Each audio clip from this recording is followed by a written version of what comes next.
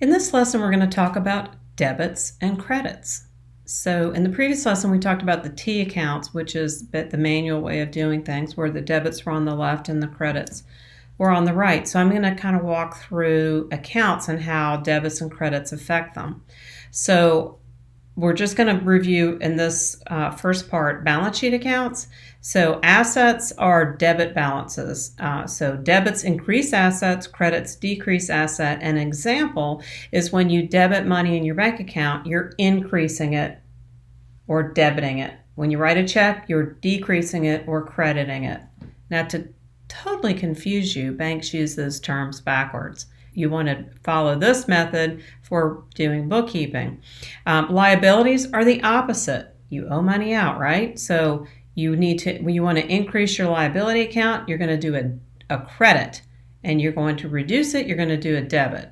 So if you borrow money from a bank, you deposit it in your credit and your checking account, which would be a debit, and then to offset it, you're going to have a credit balance on your liability account. You'll credit a liability account. That balances it out.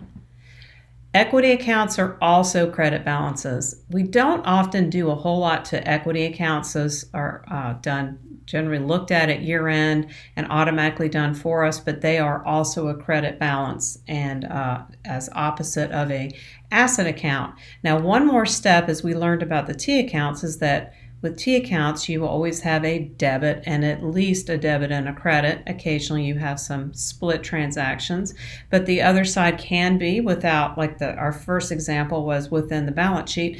The other side could be also hit the income statement or expense account. So to talk it through with an income account, it is, to confuse you even more, a credit balance. So credits increase income accounts and debits decrease them.